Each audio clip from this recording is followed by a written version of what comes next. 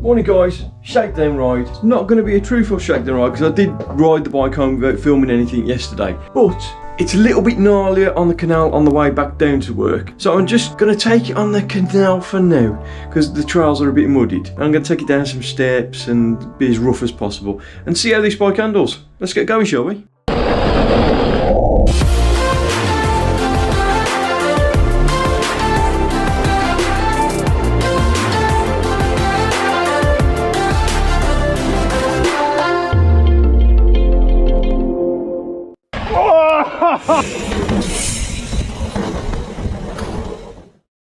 So right off the bat, first thing I notice is the bike is, oh god, is a ton smaller than the NS. This bike now feels more like stump jumper. The overall reach is pretty much the same as a stump jumper.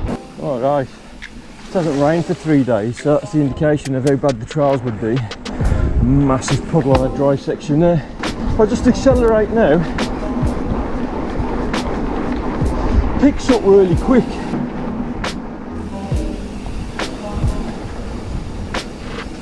Oh, the dog walkers are out with force this morning. Pops well. Can't wait for those full-on winter days riding to the shop. I remember the first video I did heading down to the shop on that April morning. Glorious blue skies, how much positivity I had. Yeah, the sun does not put you in a good mood, and we've had 4 months of rain, 4 months of crap. I'm out riding to work every day. That soon goes in the winter months. Any left, guys? Thank you. Thank you. So they should move to the side. I'm on a Chromag, don't you know? I really think size is important. I mean the size of the bike. So I don't necessarily think the Chromag is any lighter, even though it's a smaller frame, being the NS eccentric. At the end of the day, Chromags aren't designed to be a light bike. They're designed to be a burly bike that can cope with anything. I have noticed going from a 19.5 inch to a 17.5 inch, what the Chromag is, the bike feels lighter, and I think that's basically down to how poppy and manoeuvrable and playful it is, being a smaller size. So definitely take into consideration not just your physical size and the physical size of the bike, but what you want to be doing with that bike. Here we are, coming up to the first test. Tight little corner here. Obviously it's going to be better on the Chromag. Smooth as butter. The front was going to be smooth regardless. I've got 160mm travel on a fork that I've only just serviced. We serviced those at the shop, by the way, but the rear does seem a little bit more supple than the NS, but you're never going to be as supple as a full sus, obviously.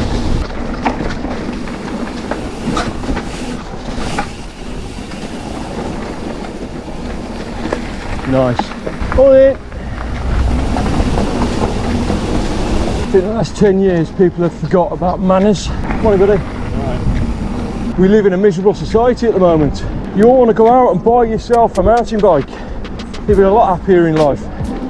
Very hard to get a monologue going when there's so many people on the canal. They think you're crazy when you're talking to the camera. It takes you years to figure out what wheel size is suitable for your style of riding. And I figured mine out. 650B plus. You're only about 20-25mm off the diameter of a 29er wheel anyway, but it's a lot more nimble. But here's another little test for the bike. There's a little steep gradient here that you can pop off if you have enough speed. Oh my god! Full send. Now I've only been on this bike for about 20 minutes. It's easy for me to say I'm already head over heels in love with this bike. It's amazing and it looks fantastic. So don't be misled by geometry charts. So when I put the NS geometry chart and the Chromag geometry chart together, the stack is a hell of a lot lower on the Chromag. But that's the head tube, nothing else. So when I took the fork off the NS, which one headset spacer, and put the fork into the Chromag, obviously there's a lot more tube. Don't cut your tube down, add more headset spacers. My stack is now exactly the same with this fork as the NS eccentric. So I'm nearly at work now, and as you can see, this is Kimber High Street. If you didn't already know, through here and it will take you straight to Adventure Trails. Okay, so I've done a day's work, and while I'm here and the missus is still away, I think I'm going to go and finish that Shakedown ride over Kimberley Edge, and I'm going to do a bit of climbing, and then I'm going to come down one of the downhill tracks, hopefully avoiding the walkers. So keep you informed. Well, you're coming along with me, so awesome. And off to Kimberley Edge we go, getting ready for some serious climbing. Can't tell on the camera, but this hill is a corker, and the Chromag has got a 76-degree seat angle, which is a whole 2 degrees steeper than the NS. So in a sense I'm leaning a bit more forward so that front wheel's not popping up. GoPro doesn't pick up how steep this hill is. They need to be re-evaluating the cameras. Oh my god, when you're coming down things you don't realise how steep things are. Kimberley Edge is excellent for all types of riders. XC riders would absolutely love this. There's a fantastic purple trail which goes around the whole of the edge, but also you've got Kimber Freeride, which is perfect for the majority of riders. And for all those riders that want to learn how to jump, I've just spent the last year learning how to do some of these jumps. And you can start off some of the small ones, but some of the jumps on the Freeride are absolutely flipping massive. Here we are at the top of Kimberley Edge. Let's just take this bike in again. I think this bike is one of the best looking hardtails I've ever owned. Let's just flick this clutch on, ready to go down the Freeride, and here we go. Right, I'm not pushing it today, but some of these trails going down onto the Freeride from the top are quite steep, so just be careful. They are very rutted as well. This little path will take you to where the jumps start. Now I'm not going to be doing any of these jumps today. The ground's a little bit boggy before the jumps, as we can see here, and it's a new bike, so I certainly don't want to push it. Coming out of the Freeride, you're going to head back onto the purple trail here, where you've got a massive hill. So I've decided to do this ride after work, so I'm a little bit tired. The hills have been good, really good. It climbs like a goat. I didn't do the jumps on the Freeride section, not yet. I've got to get used to the bike a little bit more. And the light's starting to go, so you can't really see under tyre, if you like. Have you ever stopped and looked around on a bike ride and just taken it in?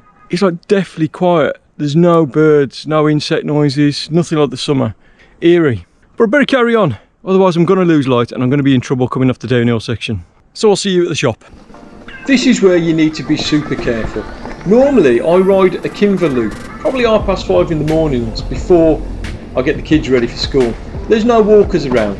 Obviously this time after work it's about 6 PM and there's going to be walkers. So I'm taking it very carefully down here, making sure I'm courteous to all the walkers. There's not so many horse riders now. I think they've closed it off for horse riders, and mainly it's walkers, dog walkers and cyclists. So we can all work together, we can all live together and all walk and enjoy this space together. There is a little controversy going on in Kimberley Edge at the moment. I know the National Trust are on about felling 74 acres of trees, which the residents are not exactly happy about. But it's over a 10-year period, so it might not actually be that bad. I've thoroughly enjoyed this after work ride, and I have to say the bike has been an absolute pleasure to ride. Uphill, downhill, it's great. I've got a little bit of getting used to the size of this bike, but apart from that I'm really looking forward to a bit of winter's riding. So back to the shop. Back at the shop, that was pretty good to be honest. Obviously I still need to get used to the bike a little bit. Not completely confident with the size at the moment. It's a bit smaller, so it's a little less stable and more playful, which sometimes can be a really dangerous situation, but I'm definitely going to get used to it. It climbs good, it descends good, it feels a little bit more supple than the NS, but I don't know if that's anything to do with pressures. But definitely stay tuned for more content with the Chromag Wideangle, because it's pretty much all I'm going to be riding this winter. I love hardtails, definitely going to get used to this hardtail over the winter, and hopefully coming into the spring I'll be able to do a full review on the Chromag to give you an indication on what I think about it. If you did like the video, like and subscribe, and we'll see you again next week.